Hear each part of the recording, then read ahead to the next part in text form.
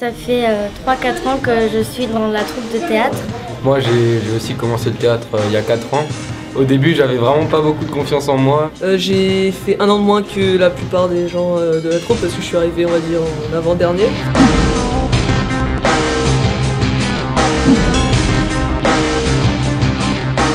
On fait des sketchs assez marrants, on essaye de faire rigoler les personnes. Ça m'a permis de me lâcher un peu, d'avoir confiance en moi, de pouvoir prendre la parole en public plus facilement. Ça m'a apporté beaucoup de choses, ça m'a permis déjà aux gens de mieux m'exprimer on va dire.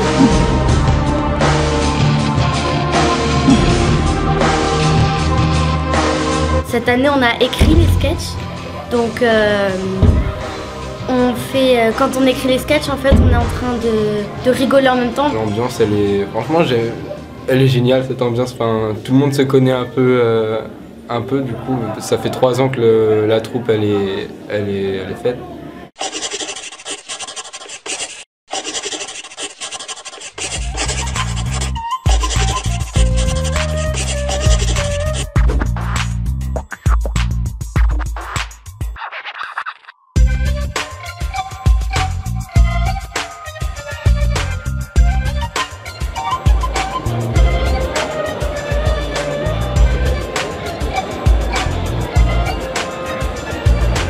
On s'attend un peu à ce qui va se passer et franchement ça allait. Moi j'étais pas trop stressé. C'est toujours stressant d'être sur scène, même après plusieurs années. Moi je pense que ça le sera toujours. Moi je suis plutôt stressé parce que la dernière fois je me suis loupé. Ensuite j'irai moisir dans les doges du roi forcément et j'écrirai mes récits pour devenir célèbre. Ensuite j'aurai une grâce royale, une débilité dans le genre et j'essaierai de me réinsérer. Mais comme cela ne sera pas possible, je recommencerai à faire mes bêtises. Je ne sais pas. Voler des statues dans les châteaux pour embêter les anglo-saxons. Kidnapper des chèvres orphelines et aveugles et les abandonner sur les hautes falaises des Trétas. Vomir mes nouilles sur les gueux qui ont faim avec leur haleine de bouc faisandé. Et mettre mon grain de sable partout pour semer la zizanie. Moi j'ai joué une paysanne, voilà, une superbe paysanne, super belle, j'avais les dents noires, c'était fantastique. Je fais un prêtre qui vient se plaindre parce que des villageois sont venus se plaindre auprès de lui. Et je fais part de cette décision au roi. Non mais rien n'est foutu, hein. Je lui ai dit qu'il pouvait se cacher, mais il veut pas. Quoi? Fuir? Se cacher? Depuis sa naissance, je fuis. Je l'avais dans mon ventre que je fuyais déjà. J'ai dû mentir à son vrai père, qui d'ailleurs, c'était même pas son vrai père. Hein. Et ça s'est jamais arrêté. Alors fuir encore? Mais non, mon fils! Tu as raison. Vient un moment où il faut faire face à son destin.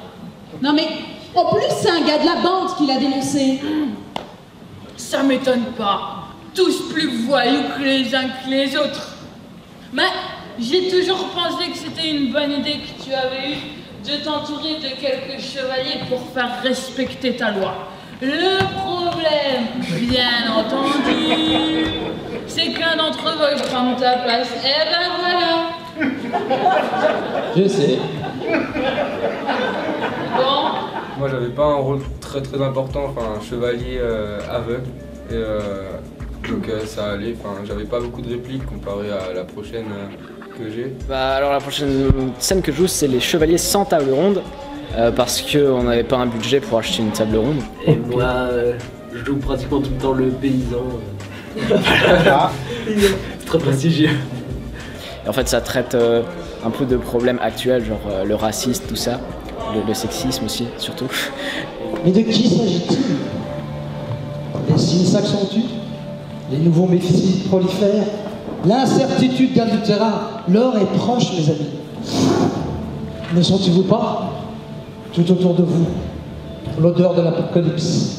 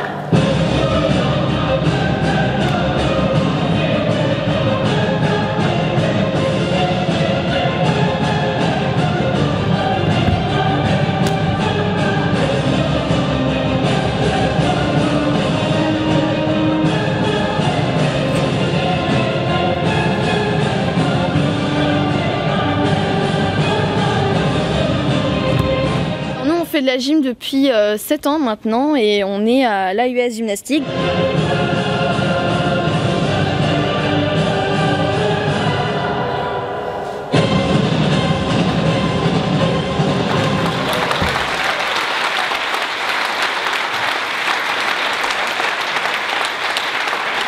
Chaque année, on fait un numéro pour le cabaret de Soufel de gymnastique et alors on montre un peu ce qu'on sait faire. On fait le cabaret de Soufel parce qu'on est inscrit à l'espace jeunesse et comme il sait qu'on fait de la gym, il nous a proposé de faire un numéro.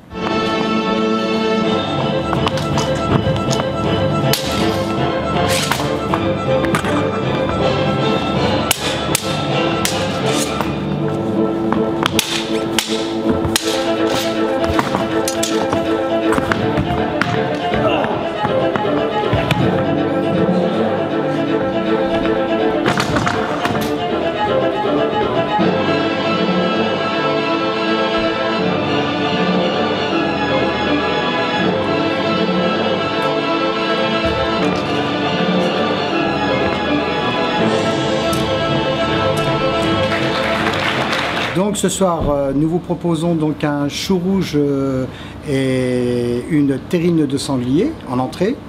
Ensuite accompagné d'un brouet de veau aux amandes, hein, avec donc une porrée blanche de jour gras et pommes de terre misquette. En finale donc avec un dartois pomme et fille.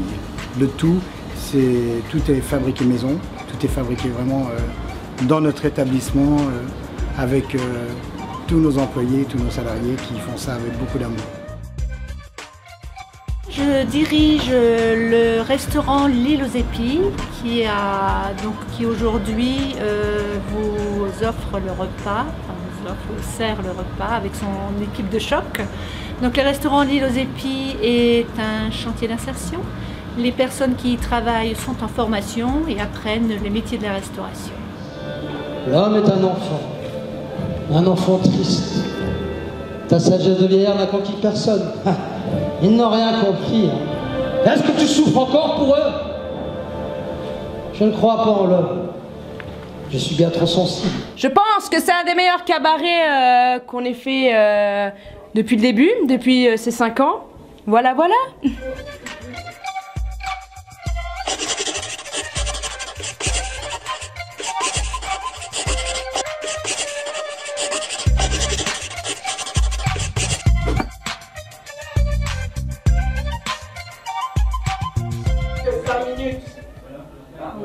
Pour ceux qui n'auront pas pris de billet, je me chargerai de vous par la suite.